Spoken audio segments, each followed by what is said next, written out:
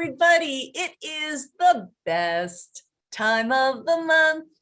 It is the Lipedema Patient Roundtable. And yeah, you know, we are in Halloween costumes because it's October and this is our tradition. I can't believe we have 2 Halloweens under our belt now. And so we did an online poll, asked people what I should dress as, and the resounding winner was Supergirl. So I'm a superhero tonight. Hopefully all my superpowers will be in full effect. But rather than me introducing everyone tonight, I'm going to have them introduce themselves and why they are dressed as they are. So I'm going to start with you, Miss Angelique Charles. I am the hippie butterfly tonight because things are groovy, baby. It's so groovy, baby. I love it. And you are so chill and you have so many stories to tell us, some dramatic changes in the hippie butterfly's life. By the way, I am just so, people want you, Patty, to be a skeleton on a Peloton, but tell us who you are tonight, Patty. I am from A League of Their Own, which is my absolute favorite movie. I'm a big Penny Marshall fan, and it's just one I have to watch every year. So, yay. All right, so I need to pull that out. Is it on Netflix? I need to look that up because, I'm looking for new things to watch and things that I have missed from years ago. So A League of Their Own. And I'm telling you, you're rocking the red hat and the lipstick. It looks very Art Deco-ish. And we love you, Patty Cornu at Lipoedema Fitness. The Lippy Butterfly tonight is the hippie butterfly. Now, Susie Boshoff, please convey who you are tonight.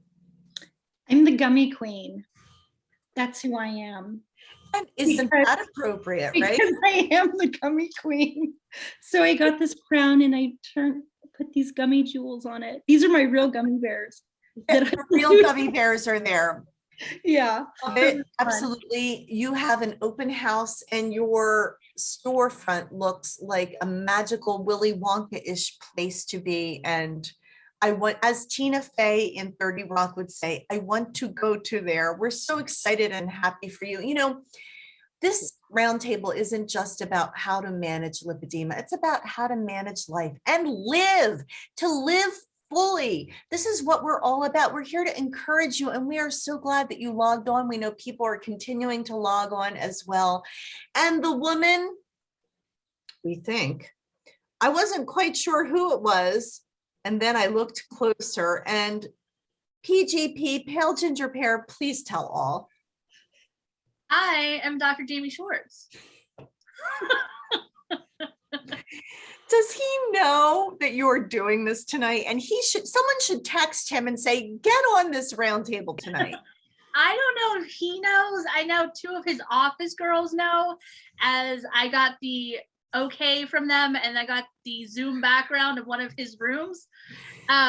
So I'm sure it'll get to him. You couldn't be more authentic. Can you show up your phone so you can show the image that you were working off of, PG? So, that's my reference photo.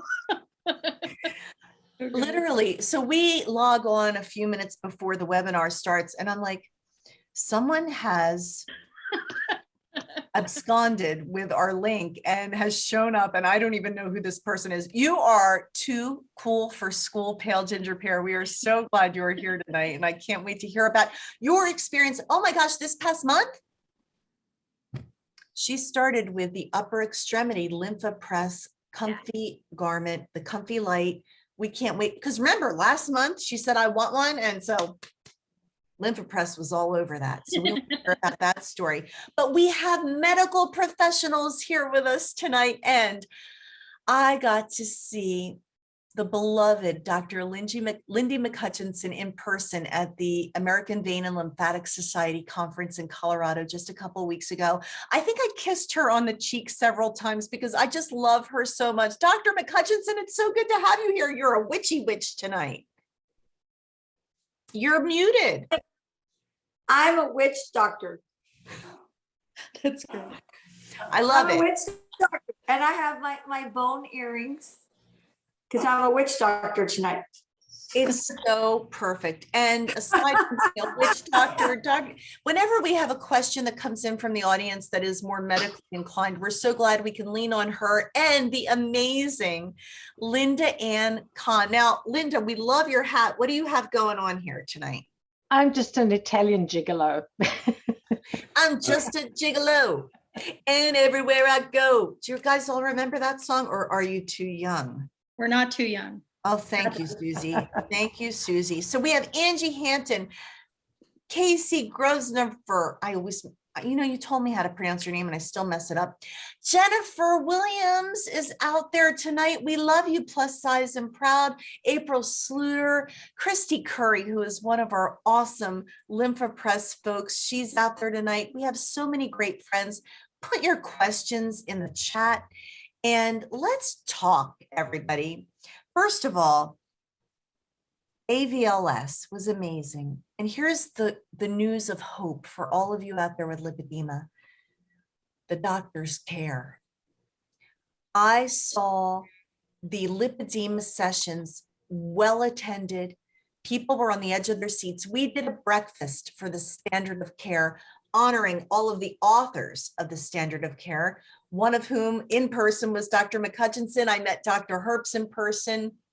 We had tables of the authors and went through the document and what it recommends. And I'm telling you, we are educating the medical community about lipedema so that you can get the help you need. What's your take on this, Dr. McCutcheon? Have we moved the needle forward? Oh, we definitely have. And the questions that were asked during that standard of care meeting were really impressive because doctors actually want to know, they pretty much know about lipedema, a lot of the vein doctors. And this time it felt like they wanted to know what to do about lipedema, which is, I think that was the main thing that I saw that was a real difference in that meeting. Instead of just, learning, okay, this is what it is. They seem to know what it is. And now they actually care because they want to know what to do. And I was really surprised. There were entire sessions on lipedema and lymphedema, which was day after day after day. So it was a nice transition to see that lipedema now it's not just a stepchild. It actually is its own entity there, and it is recognized and respected. I think you said that absolutely perfectly because I feel like it was a tipping point. Mm-hmm. And it is exciting and thrilling to see. And you know what? A lot of it is because of all of you galvanizing your information, being armed, being proactive, being advocates for yourself. LymphaPress is proud to be advocates for you as well. And we are raising a banner. And I'm telling you, we will not be ignored. Can I hear an amen from the crowd? Yeah. Whoop, whoop, right? Linda Ann, you were not able to be there in person, but you are one of the authors of the standard of care. How does it make you to feel to see the attention that this groundbreaking document is getting? Absolutely incredible and fantastic. And I was actually sitting next to Lindy McCutcheon in the meeting, and was a pleasure to be next to her. But it's so exciting. And when I see the patients coming and saying, I gave this to my doctor, I've submitted this to my insurance, it is amazing. It is amazing. And so be encouraged, all of you out there. Be encouraged, all of you at this table, you who give your time every month to encourage the community. It's working. We are making a difference. People are paying attention. And the 11% of women in this United States who have lipedema are getting the help they need and hope and answers. And many of you have great stories of success from the past months, even month. And I have to start with you, Lippy Butterfly, because you told me an amazing story before we even started tonight. So why don't you just go for it and say what shocking news you got in the last few months? Well, it does piggyback on appreciation to the doctors for submitting the standard of care. I'm in the process, as we've been talking about, of moving, and now we're at a new doctor's office. And my first visit was yesterday. I found out that over the pandemic time, I had lost 113 pounds. It was Wait. How do you just lose 113 pounds and not even realize it? I think that that's one of the things with lipedema, because you always feel heavy, no matter if you've lost 5 pounds, if you've gained 10 pounds, the heaviness feeling is there regardless. But with that, I realized that it wasn't, my consistency, my hard work and effort that kind of pushed through, but more so an understanding of how the lippy body functions a little bit differently than other bodies do. And I think that just certain lifestyle changes were able to account for that 113. But as I was telling Brenda earlier, it did give me a little bit of encouragement to go, okay, now that we're at a point where we can go to the gym, we can push, we can do more cardio and things like that. It was encouraging to see that with the pandemic going on and everything, that 113 pounds were still possible by just utilizing some tools that were specific for lipedema. That is such a hopeful message. And, when I remember when I interviewed Kelly Maynard, and she doesn't own a scale, when the scale is your enemy, you tend to not even want to go there. And so she was in Walmart and pulled the scale down, and she said, let me just see. And she didn't even realize, progress can be made, but it's not just about reduction. It's not about weight loss. And I think that's an important thing to underscore. It's about quality of life. Patty, that's something you always say. I wanted to be mobile. I didn't want to end up in a wheelchair. I wanted to be able to move my body. What's your message to the people out there to encourage them tonight? I say it all the time, start right where you're at. What you do right now, and how can we build upon that and help you to regain mobility and strength and balance.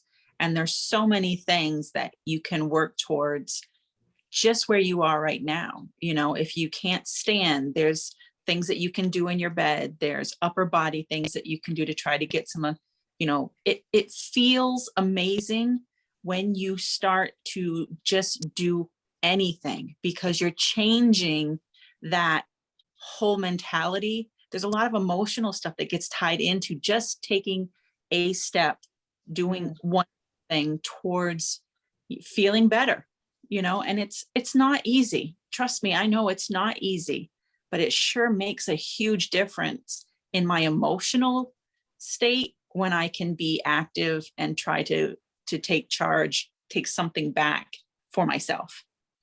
That's well said. And you have something awesome going on. What is this 25 ride challenge? So over COVID, we had the Lipedema triathlon that was coming up in June, and the gyms were all closed. So I think it was not last year, but the year before, when we were usually the YMCA hosts us every year. And so for my birthday, I bought myself a stationary bike because I knew I was going to have to do the triathlon from my house. And so I did that, and I hadn't been training like I was before because, nothing was going on. And I literally would ride for 5 minutes, stand up, stretch my legs out, sit back down, ride for 5 minutes, stand up, and to get to the 20K, which is was a little over an hour in there. So mad props to you I'm tired you just talking about it. Now, folks, if you're new to the Roundtable, you need to know that it was a huge event for Patty to make it to walk to her mailbox back in the day. Okay? So if you feel overwhelmed by hearing what she's accomplishing, just know where it started. And she said, start where you're at. So I applaud this. This is exciting. So is this a challenge that we can all get involved in, or is it too late? Because I know I can't do it. Well, basically what had happened was my sister was a big Peloton bike rider, and she Yeah. kept about these fun rides she was doing. And I'm like, they're really expensive. I can't afford a Peloton, but I've got this little stationary bike, and wouldn't it be kind of fun to just use it like that? And so I kind of went on YouTube and got free versions. And then I went onto their site and I was just like, how much is it, you know, if I really wanted to do this? And I found out you can get the Peloton app for $12.99 a month, and it use whatever bike you want to use. And so that's what I did. And I just realized when I started this challenge that my 1 year anniversary date was coming up on November 6th. And I was 25 rides short of 100 rides. Wow. That's the challenge. I wanted to get those last 25 rides in before my anniversary date. So Wait, now anyway, when's the anniversary date? it's November 6th is when I signed up. So I have to do it by November 5th. And I think You're gonna totally nail that. I've done 12 out of the 25. So it's going to be close. Wow. Well, we are all rooting for you. I think that you have one of the most loyal followings of anyone out there. And the reason why, because you lead with your heart and lead by example. Patty, we are rooting for you, and you inspire all of us. And I'm so glad Pale Ginger Pear came back, otherwise known as Dr. Jamie Schwartz, tonight. Why did you decide to dress up as him, by the way? Well, I had to step away because I'm in my room and all the cats were trapped in here and they're all trying to leave. That's why I had to step out. But Gigi is afraid of men, so she won't walk past me. But Gigi is not afraid of your lymphopress, because every time you put your lymphopress on, we see her in social posts, like hanging out, like she's enjoying the therapy too. So Gigi, she was front and center when you started using your upper extremity garment. Tell me what the experience has been like. Now, let me just say this to everybody out there. We always recommend the Optimal Plus. It was designed specifically for lipedema. It's unique in that regard, okay? It also works beautifully with lymphedema, but we have the pantsuit, which is where we start most people out, which is your midsection all the way down, your lower body. But Kelly Maynard started talking about the fact that her lipedema is throughout her whole body. And so she got a jacket and she saw a reduction throughout her whole body and changes throughout her whole body. So Pale Ginger Pear just had surgery. Tell us, fill us in. You had surgery on your upper body, and then what? Yeah, so I had surgery in August on my upper arms, saddlebags, and butt shelf. And I was so focused on my arm results because they were so instantly visible. I measured for new compression yesterday. My arms pre-surgery, the upper arm was 25 inches around. Now when I measured yesterday, they were 15. What? Yeah. Oh my God. Yeah. Okay. That's without know this prior to tonight's show. So wait, you started out at what? 25 and I'm down to 15. And that's without skin removal. That is just removing the nodules and the skin retracting up on its own. Yeah. Okay, so Dr. Schwartz was all behind, and so was Dr. Karen Herbst with you getting the Lymphopress upper extremity garment. Now, we have the jacket, which does both arms at the same time. We also have the comfy sleeve, and what's unique about that is it can treat this underarm area with targeted therapy, which is really where some fluid can rest, and it's really unique to the Lymphopress that we offer that. So first of all, was it easy to use, PGP? Yeah, super easy because it just comes in a box. And then other than that little piece I didn't have, it's really easy to connect, turn it on. There's no directions in the box, but I just put it on and zipped it up and figured it out. Like, it wasn't complicated. And In fact, we need you to, can you do another video showing how easy that one is to use? Because that's great. The plug she's talking about. So when we have a bilateral garment, and what's great about Lymphopress is you can do both legs at the same time or the whole lower body at the same time. The particular garment that Kara has for the upper body is just the one arm. Now it can switch from arm to arm, but when you're only doing one extremity, you put a blocker plug in where the other extremity would be pumping air. So Yeah. that's the little piece. It's not a big deal. It's super easy, but yeah, can you do a video for us, Karen? yeah, definitely. I went with the one arm versus the jacket because Dr. Earps recommended it for that armpit target Yeah. area. Yeah, So I figured she knew what she was talking about, and sure. I would go with what she said. So that's what I went with. I use it every night as I'm sitting on the couch watching TV. I can't do anything else really because it really like it's way past my arm because I have like little kid arms. So it's way past my hand. So I'm like one-handed, you know. So I watch TV with the kid and sit there and do it. But I do it for at least 35 minutes each arm, depending on how late in the night I'm starting it.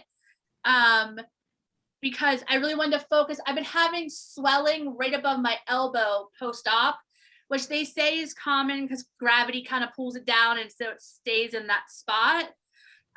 So I've been using it to like really work that one area and just the arms overall, but those were my focus. I didn't really want them to get fibrotic. So I've been using it every night. It's definitely softened up the arms. It feels amazing. I love any kind of massage, so I will sit there for hours with it on. Right. Yeah. Can I just tell you, is anybody else in the audience having problem listening to what she's saying? Because all I keep looking at is the beard. So cute. I'm gonna, Yeah, jump in. can you hear me? Am I muted? Yeah. I can hear me. So one of the challenges, and I want everyone to know about this, is most providers will go ahead and write for lower extremity compression, but they forget to write for upper arm compression. And the way the insurance is written, we still have to document for the upper arm compression for 4 weeks before insurance will cover this new garment. So just those of you out there, please just remind your providers that to not only recommend for lower extremity garments, but to go, compression, but to go ahead and document upper extremity compression as well, because it has to be documented also for 4 weeks to be able to have this either unilateral or bilateral garment from Lymphopress. Yeah, I'm so glad that you said that. And our team is skilled at working with your doctor's office to help get the doc. Oh my gosh, seriously, it's a Christmas miracle. Dr. Karen Herbst just showed up in the room with a pumpkin head. All right, well, the roar just went through the crowd. We are so happy you're with us tonight. We've got the Lippy Butterfly. We've got a league of our own. We've got Dr. Jamie Schwartz, Kara Cruz showing up as him. Linda Ann Kahn is just a gigolo. Susie is the gummy queen, and Dr. McCutchinson is the witch doctor. Remember Witchy Poo back in the day? Does anybody remember Witchy Poo from H&R Puff and Stuff? See, that's why you and I could be friends, Dr. Herbst, because we talk the same language. How are you? And I was telling everybody, unmute yourself. I was telling everybody what a joy and privilege it was to meet you in person at AVLS, and the excitement around people giving a darn about lipedema. This is very true. I'm doing great. Thank you so much. You look fabulous as ever. Aww. I just have to say that I love pale ginger pear. I'm dying. I'm absolutely dying. I was like, Jamie's here? I thought he was in the OR. When she jumped on, we didn't even know for sure who she was. And then we looked. I'm like, is that a man?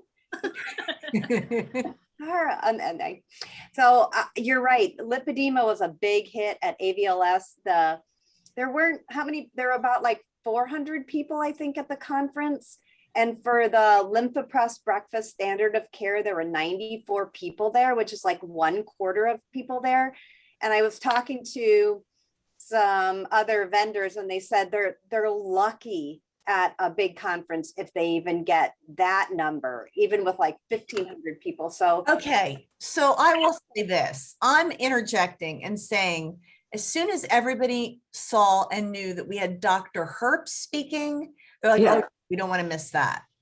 So we really want you to know how much we appreciate you and the respect that you have in the community, in the medical community. We're so honored to partner with you, and that filled the room. So, well, luckily, we also had a lot of the other standard of care authors there, like Tom Wright, Steve Dean, and of course, Lindy McCutcheon, who was, really supportive and gave her opinions on things. And it was just so well received and it was just wonderful. And we drank our little mimosas and yeah, well, I had said when the standard of care came out that we were going to have some champagne to toast this. And then I said to my boss, Eric, I said, if we're really celebrating the standard of care, we should have mimosas there. And he said, okay.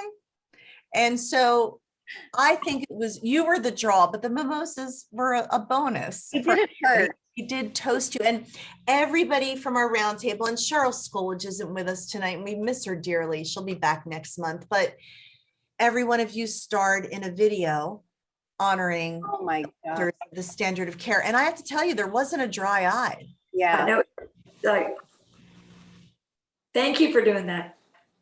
Well, these are the amazing women who heartfelt wanted to say thank you, because what you are doing, and actually one of the questions that came in chat is, okay, now we have the standard of care. What's next?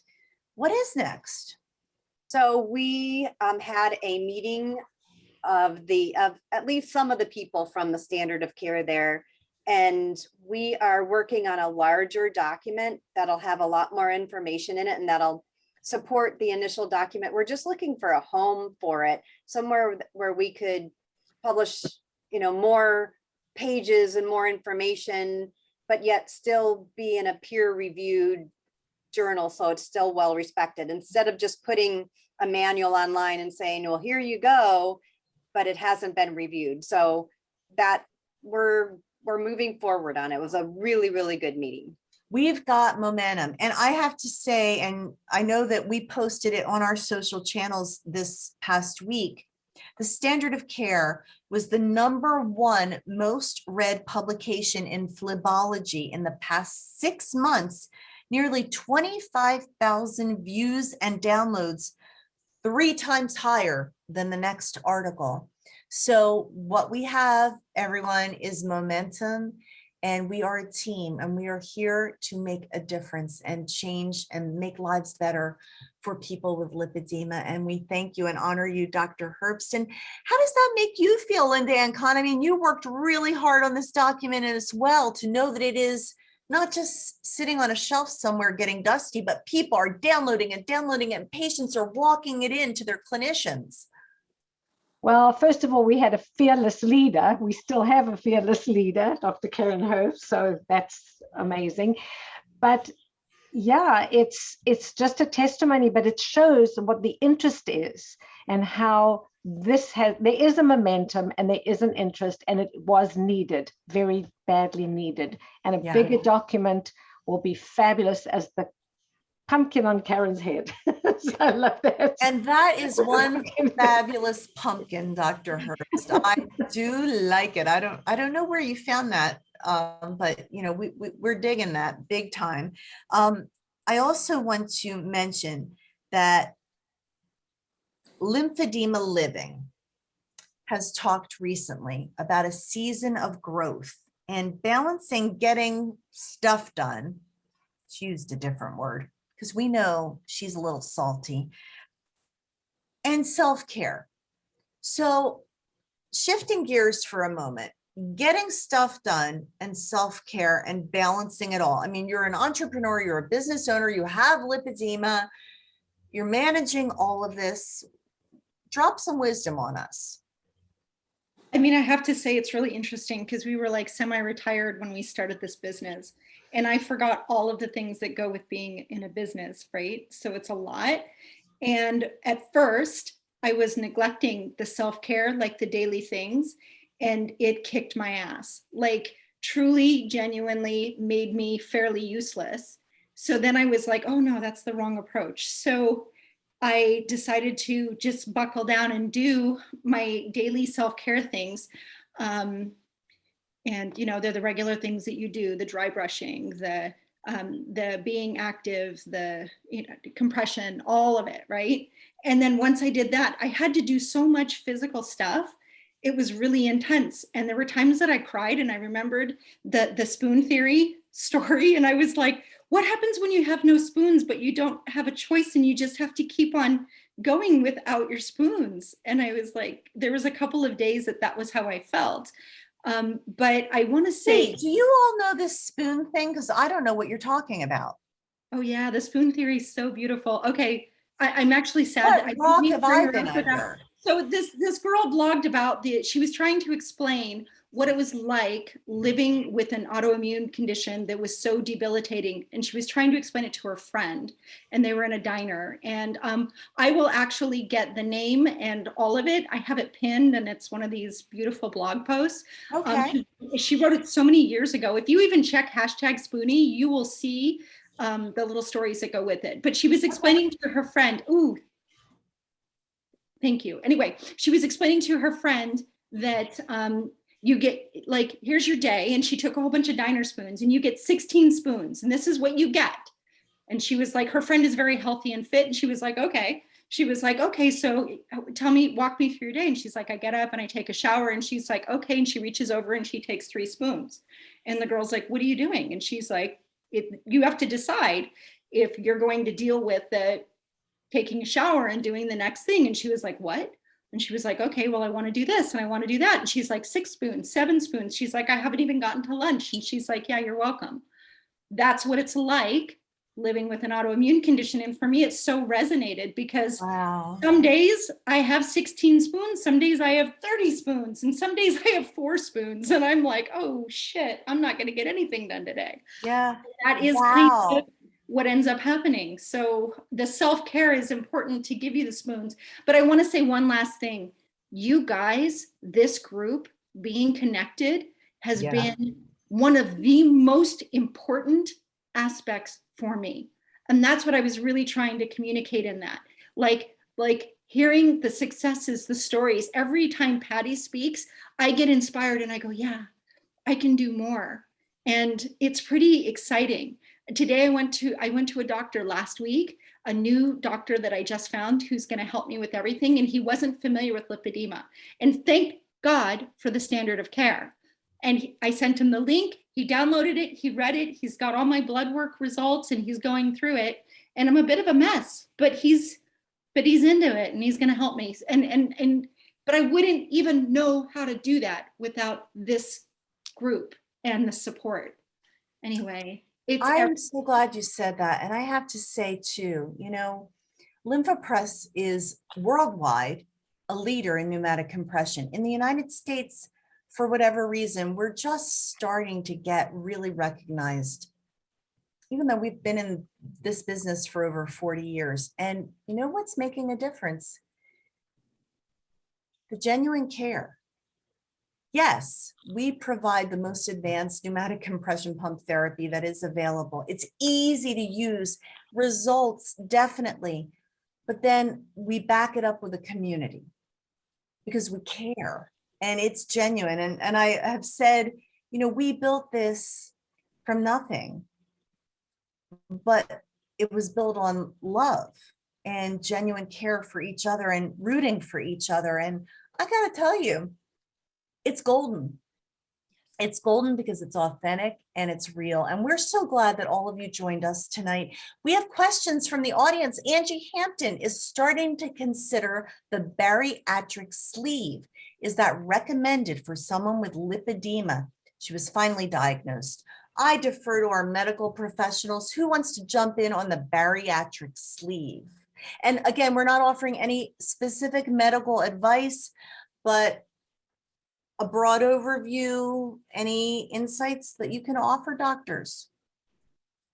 So I can, insulin resistance in patients with lipedema is my big thing right now. I see more and more and more of it, and it kind of makes sense. If we say that lipedema tissue is inflamed tissue is insulin resistant tissue, the more you have, the greater your risk for developing prediabetes or just metabolic disease in general. And we actually published that in a paper where women with stage 3 had more metabolic disease than women with stage 2, and women with stage 1 did not have metabolic disease. And we also know that the body mass index increases with stage. So my feeling is, I think you should give it a good try to get metabolic disease under control prior to sending women for bariatric surgery. And if you can't, and you try your best and you can't just because the inflammation is too overwhelming, then bariatric surgery is actually a good choice. But by definition, bariatric surgery does not treat lipedema tissue. So when you have bariatric surgery, you're still going to be left with your lipedema tissue, but you're not going to have that drive for that lipedema to progress as much. And then you could, do all the things that you need to do to deal with the lipedema tissue. And so bariatric surgery is not for pure lipedema. It's for women who have lipedema and metabolic disease. Anybody else want to weigh in on that? That's a really comprehensive answer, and I know very helpful to Angie. Dr. McCutcheon, did you want to say anything on that as well? Well, no, but I will. So another thing. I adore you. You're wonderful. Go ahead. Well, another thing is that for those that are considering liposuction, it's probably better if they can get as much of the adipose tissue off first as well, so that they reserve their liposuction for mainly the lipedema tissue. And anything that can be done to improve the metabolic disease and to help reduce the actual overall adipose component, I think is going to help give a bigger bang for your buck once you do get to, do more definitive treatments for liposuction like lipedema. Like liposuction. Okay. Gotcha. So we have some more questions that have come in, and we love your questions. Sophia Milad, Dr. Herbst, does the lipedema as a connective tissue disorder affect the teeth as well? This is a question I have not heard before. And destroying the tissues in the mouth, ruining the health of the teeth? So I would say I'm not sure that it's directly related to lipedema unless we say that a woman with hypermobile joints and hypermobile tissue who also has lipedema because she has the hypermobile tissue. So they're intimately related. Because if you read the literature on hypermobile joints, there's a lot of dental issues with it. In fact, the roots of the teeth can grow in really bizarre ways. So instead of just growing down, they grow and curl. And so if you're going to get a root canal, your poor dentist is working their fannies off trying to get that very end of the root that's actually curled. And because it curls, it can actually interact with other roots of other teeth. So like an infection in one tooth can actually cause an infection in a second tooth because the roots are so close to each other. Wow. And then I know there's a lot of other dental issues that you can have. I'm not sure. And I'm sure that, having hypermobile tissues on a spectrum. So some people can have problems with their gums if they have hypermobile joints, whereas other people may not. Gotcha. By the way, where did your pumpkin go? Come on, this is Halloween. You need to represent with all of us. So I think that this is this is definitely new. I appreciate your answer, Dr. Herbst. And PGP, you're like, I want to say something. Had issues with my teeth forever. I had, like, growing up, my baby teeth never wanted to fall out. They had to pull a bunch of them at once because the other teeth were trying to come down over them or behind them.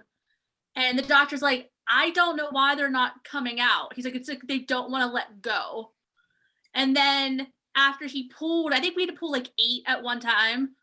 And we pulled a bunch, and I had to do braces and expanders to make my mouth bigger. And that, of course, was a family joke that I'm not really a big mouth. And it was this whole thing. But then he said that the minute he took the expander out or took the braces off, like, my stuff moved back really quickly. Really? And I, like, my teeth aren't straight now. I have a couple that have, like, set back. And it would make sense if stuff doesn't set in place as well. But yeah, I had issues with my teeth from that. And then I have celiac disease. So I was sick for many years before we figured that out. And so a lot of stomach issues caused staining in my teeth. Interesting. And of course, you've grown a beard too since the last time we were together. But no, this is real. You know, we never run out of topics to discuss here at the Roundtable. And we have really good questions that have come in. And before I go to the rest of them, I got to say, I have a trip planned to go and have an aromatherapy session with Dr. Linda Ann Kahn. How can aroma help the lipedema patient?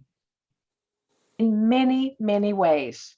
First of all, just for anxiety, stress, fatigue, and then for sore joints, for moving the lymphatics, for helping the connective tissue, for the pain. I can go on and on and on. It's just, and then I combine it with lymphatic massage. So that's what you're going to get. And you're going to get Lymphatouch, laser, electroacuoscope. You're going to have everything. I'm going to feel like Supergirl after this is done. And, you know, I've said, you all know, you have been at the Roundtable. I just want to go curl up in her office and just, you know, be in a fetal position. And I'm going to do that in December. And I'm going to meet you in person, and I will look forward to it with joy.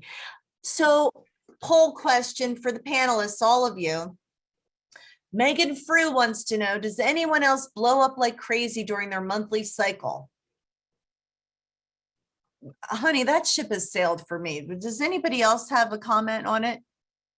I'm actually the opposite.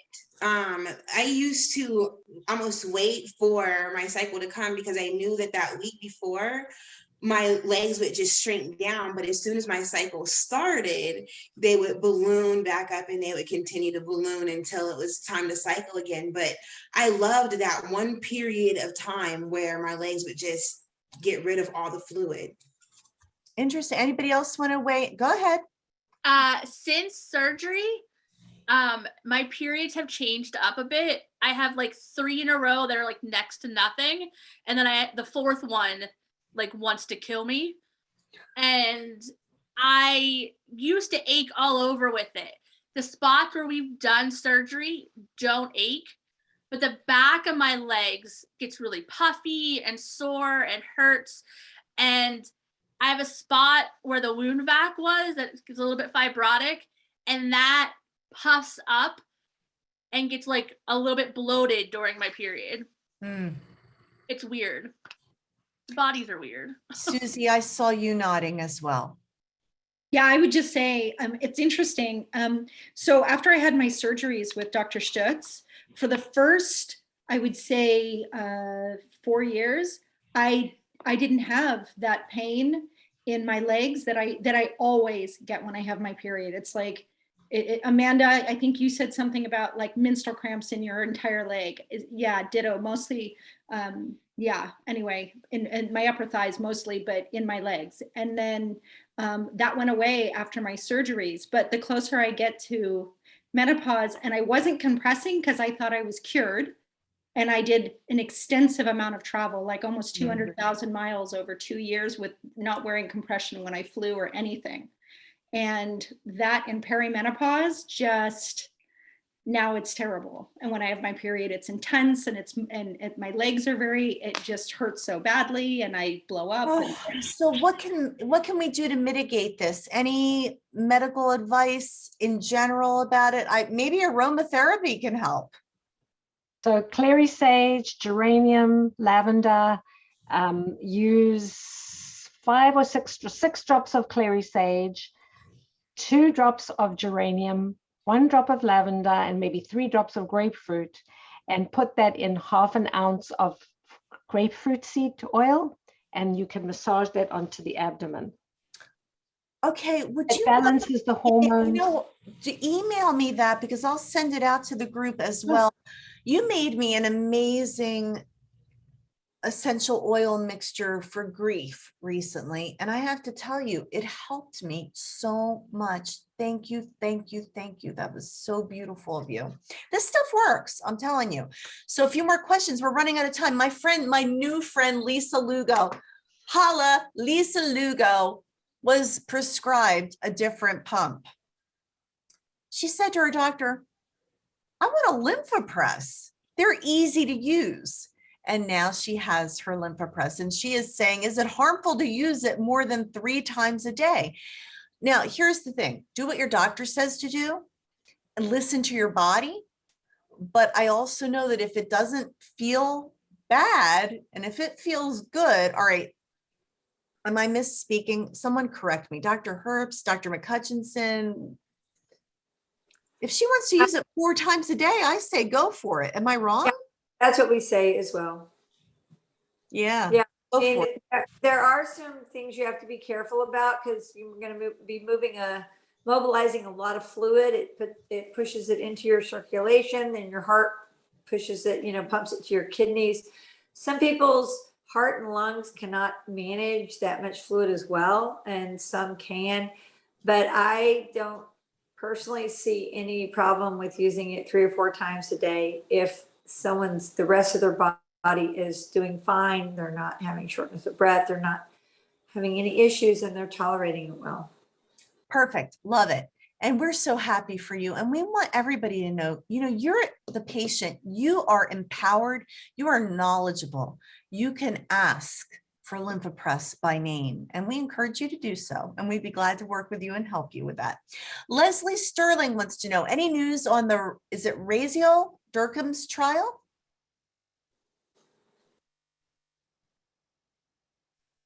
I'm hearing nothing. Raziel, I think you're talking about.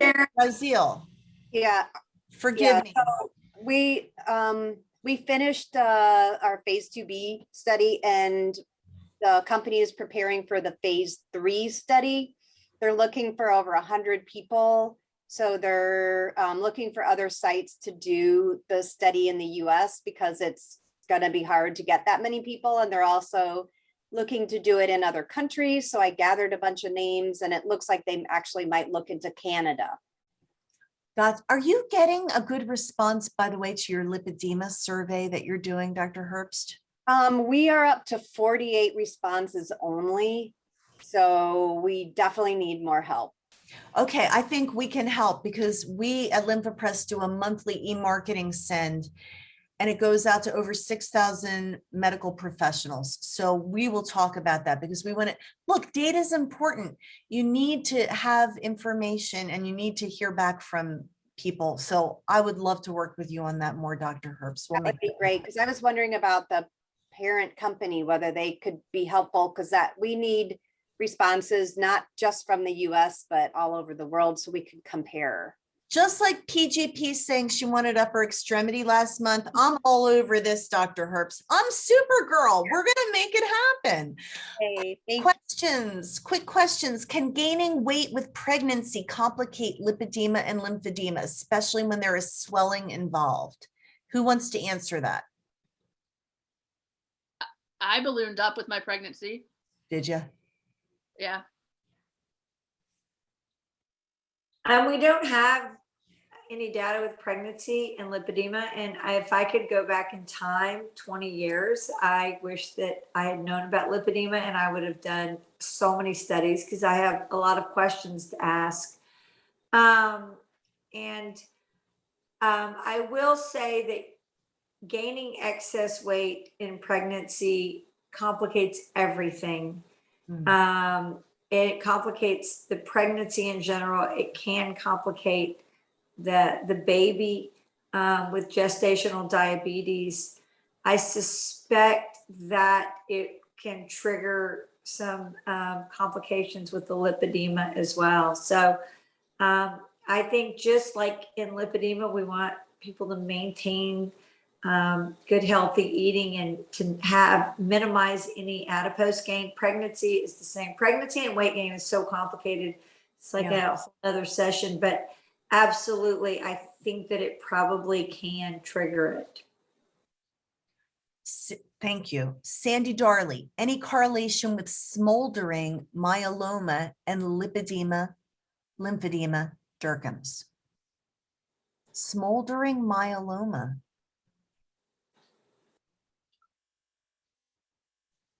What a name. I mean, I have to tell you, I've heard some things tonight I've never heard before, and I've never heard about smoldering myeloma before. So Sandy, first of all, Sandy, we love that you're always here at the roundtables and we appreciate you. Does anybody have anything on that? If not, we'll just move on to the next question. All right, we're just moving on. Sorry, Sandy. I am Supergirl, but I don't know all the answers tonight, and not everybody at the roundtable does either. So, optimal patient lifestyle after surgery. My doctor is obsessed with diet, our anonymous attendee says. He says it must be your diet. How do we even deal with all the fat phobia? Dealing with fat phobia. All right, I see you shaking your head, Patty Cornu. What do you say? It's rampant. It's, go in for anything and you get diagnosed with, you should have bariatric surgery or be on a diet or do more. I always have to go in with my, hey, look, here's what I'm doing physically. This is what I'm doing. It's like your own best advocate, your own best resource. Yeah. Journaling. It's crazy, but like you had said earlier, it's us. They work for us. So if you're not getting the kind of care you should be getting, you fire that doctor and you get a new one who will listen to you. We had a lot of chatter about the standard of care, and I'm so glad about that. You can access it. What was so beautiful about the authors is they made it open to everyone. You don't have to pay to get it. And for easy access, you can always go to lymphapress.com, follow the Lipedema prompt, and you can download it right from our website. There are a boatload of websites where you can get it. March that into your doctor and fight for yourself. You're worth it. You are worthy of the attention and care that you deserve. So a few more questions. Would love to hear a bit more about Susie's acupuncture for her lipedema nodules. That was so random. So I was just kind of at my wit's end, I'll be honest with you, on trying to figure out what I can do right now as I set aside for surgeries that actually remove the nodules. Because even though I had the surgeries, we knew that there were nodules in the back of my legs that we couldn't get. And actually, Dr. Stutz really tried, and it was incredibly uncomfortable. And we didn't get them. So, and there were more. I'm covered in them. So it's what it is. Anyway, so I decided to try acupuncture just to be like a crazy person. And I went there and I was really surprised because I have a lipoma on my right rib, just like right by my liver, I would guess. And this was the first painful besides my legs that I noticed. And I was like, I even went to a doctor and was like, I have this painful lipoma. Is it cancer? And he was like, it's not cancer. He checked it and palpated it. And he's like, no, it's just a lipoma, a fatty tumor, and they're nothing, and don't worry about it. And I was like, but it hurts. He's like, no, they don't hurt because it's just a lipoma. And I was like, but it hurts. He's like, no, it doesn't. I was like, okay. Wait, how can someone tell you it doesn't when it does? Because it didn't fit his description of what he thought it was. So it has hurt over the years, and it's been growing and getting, and now it covered. And it's one of those things that it's like a weird thing that you have on your body that you just play with because it's there, like, you know, maybe a mole, or do you know what I mean? I mean, am I the only person that constantly is playing with my nodules? I can't be, especially if I'm nervous or I'm anxious. You will see me do this, and it's like the most ridiculous thing, and it's kind of soothing. So I don't know what I'll do when they're gone. But anyway, so Bottom line, was it worth it? yeah, and it doesn't, and the pain is almost completely gone in that area still, and now it's broken up into little pieces. Wow. It's more like it's Okay, so acupuncture is an option. Is there any specific qualifications that people should be looking for when and they're you should probably find a good acupuncturist with a great reputation rather than a bad one? Come on. read the reviews, make sure they actually have Yeah, look at the review. Okay, really good stuff. But that's an interesting concept. I have one more question I really want to get in here. By the way, everybody's asking now about this lipedema survey, but Dr. Herbst, it's for medical professionals, correct? It is not just for the patients. The survey that we want to get people to respond to, it's for medical professionals that are treating lipedema, correct? Correct. So they could be physical therapists, occupational therapists, any kind of healthcare provider that has seen patients with lipedema. Great. You know what we'll do is we'll put the link out for everybody that's registered. If you want to send it along to your healthcare provider, that'd be great. But it is not for a patient survey. It's for medical professionals. Okay. Are there specific tests we should request our primary care physicians to do to diagnose metabolic disease? So the way that I diagnose metabolic disease is I use a variety of things together. So a lipid panel to see if the HDL is lower, the triglycerides are higher, the LDLs are smaller and denser, a blood pressure, a waist measurement, and hemoglobin A1C, a fasting insulin and glucose level. Just that should be good enough in and of itself. These are typical things that all primary care providers know how to do. The only thing that I have found is that a lot of providers aren't able to get an insulin level. For example, at Kaiser, a PCP cannot order an insulin level. They have to get approval from endocrinology just to get an insulin level, which is kind of crazy, but that's something that you might run up against.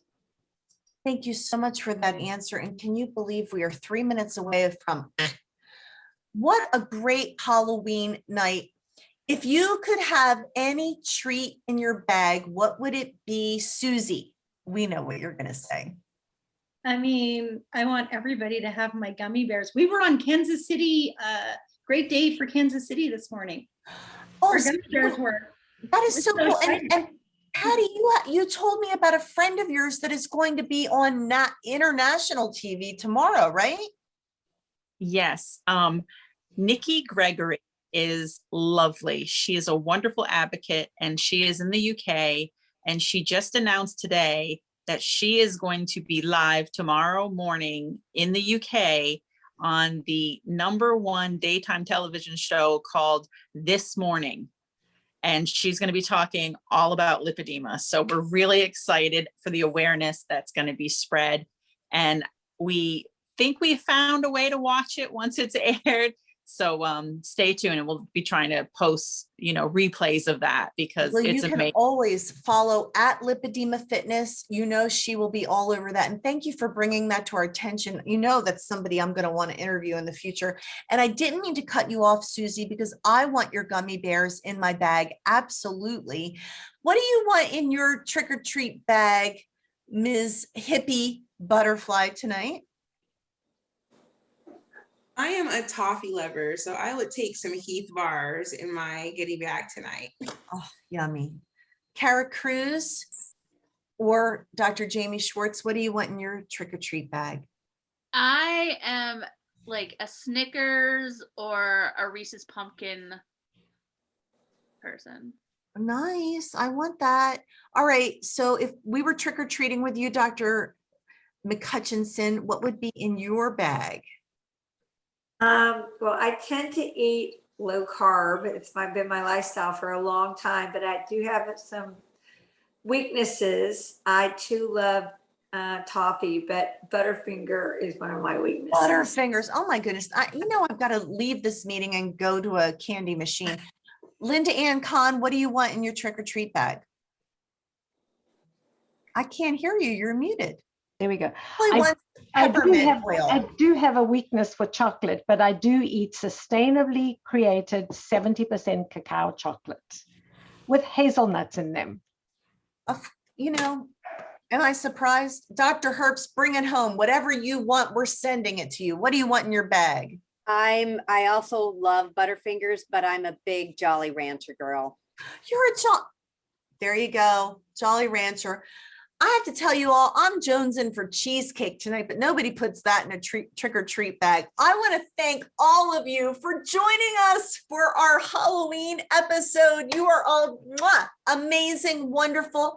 We love you. We hope you were encouraged tonight. You matter. And we hope you get no tricks and all the treats you desire. Have a great night from Lympha Press and everybody at the Roundtable. See you next month. Happy Halloween! Yay!